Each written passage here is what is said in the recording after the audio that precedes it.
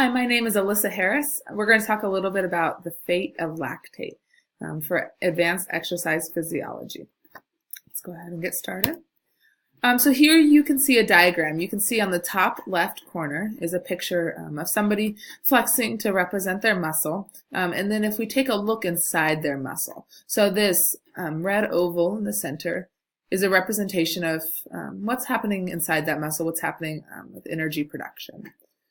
So we know that we can produce energy from the last presentation, that we can produce energy from glucose. And so in this we see glucose, and we know how it goes to pyruvate. Talking through all of that about how we talked about anaerobic glycolysis. So we've got to pyruvate.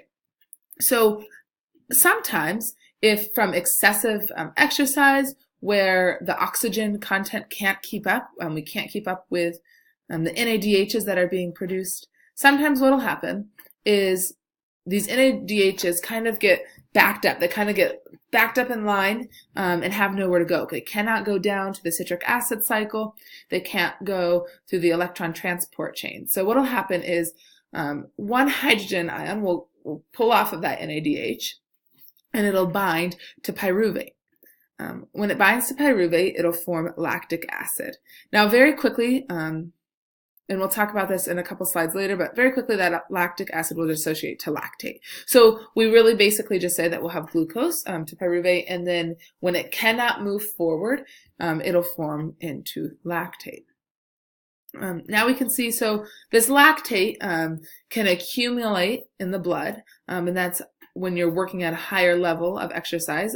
Often it will not just accumulate at rest. This lactate doesn't accumulate, but it will accumulate if you're working harder. And what happens during, and it also happens during recovery, is this lactate will travel through a vein. So it's in a vein now because it's it's already gone to the muscle.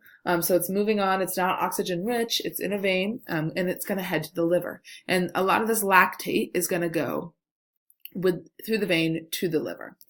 In the liver, the lactate is actually going to be transformed back to pyruvate.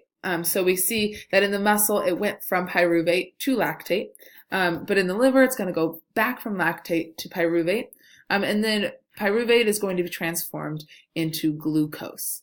Then that glucose can travel through the artery, back into via the heart, and pick up oxygen, do all that stuff that it needs to do, but go back to the muscle and be used as fuel again for ATP production. So really, we can kind of think of lactate as kind of the storehouse or a holding area for that energy. When it gets backed up and it can't be used in the muscle, then it's going to change to lactate, be moved to the liver, where it gets kind of reprocessed and reset up again to be used for glucose again. So it's really an interesting process. That's called the Cori cycle. All right, so let's talk a little bit about lactate and exercise intensity. So lactate is always being formed, but it is being removed at the same rate during rest. The heart, the liver, your breathing muscles, those are all things that you can use the lactate. Also, lactate can be shuttled, shuttled from muscle to muscle. So if one muscle is producing a lot of lactate, it can be shuttled to another part of that muscle or another muscle that'll use it up. So oftentimes, most of the time, we're not accumulating this in our body. It's still being produced, but it's being removed at the same rate. So we don't even think about it. Our body just holds that same resting state. For untrained yet healthy adults, lactate starts accumulating at 50 to 55% of your maximal capacity. So thinking that 55%, okay, my body's going to start producing lactate. But trained individuals can go up to 80 to 90%. Maximal capacity.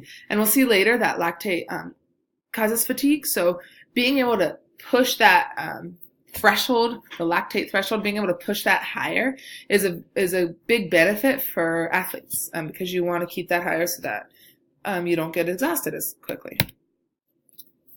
So we might be saying, well, what's the difference between lactate and lactic acid? A lot of times we hear people throwing around those terms. We hear people saying, oh, I've got lactic acid buildup, or different things like that.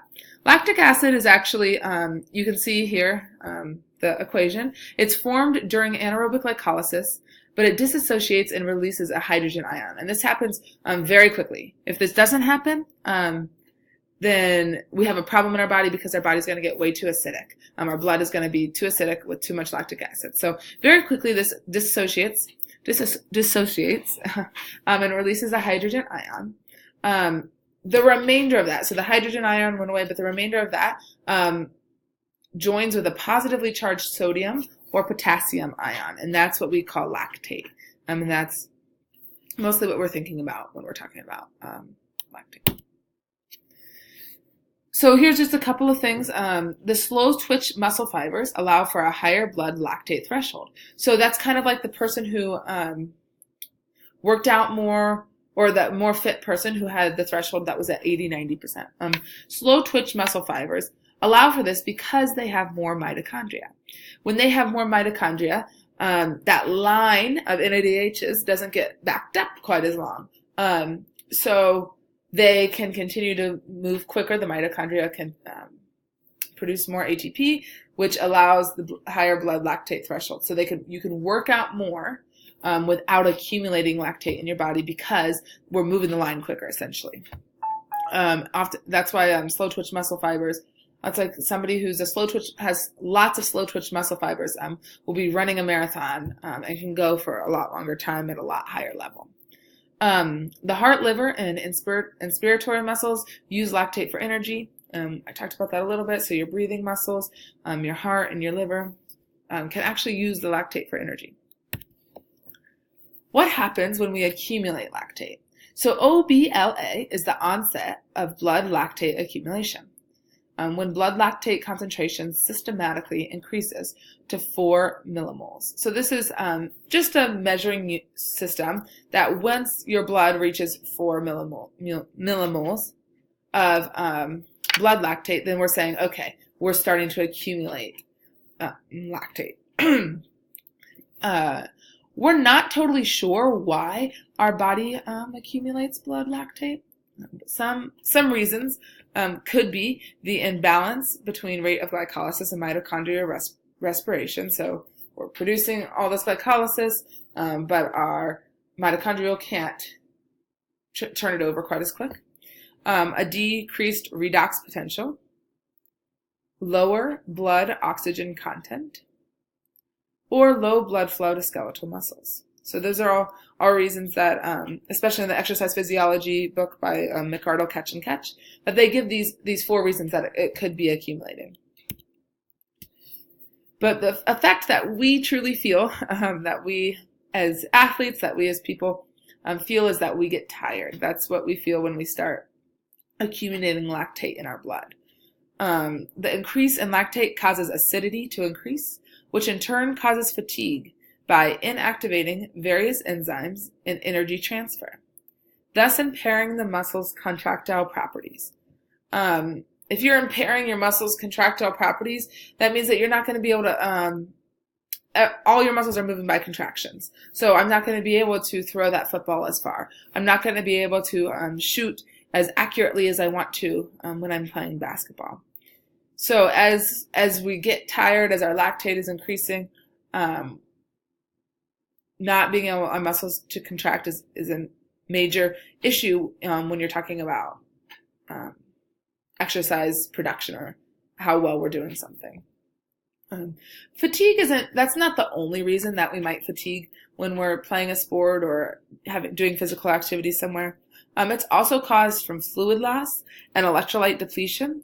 So we can't just totally blame it on the lactate accumulation, but it could be from other things, glycogen depletion, we're dehydrated. Because ideally, if your threshold is at 80-90% maximal capacity and you're running at 70%, you should be able to keep that up. You're getting rid of the lactate; it's not accumulating, so your body's processing through that quickly. Theoretically, you should be able to just keep going and going and going. But there's other things involved. That's not the only process that's happening. We also can run out of fluid or electrolytes or glycogen. Here's my reference. Thank you for listening. And that's all.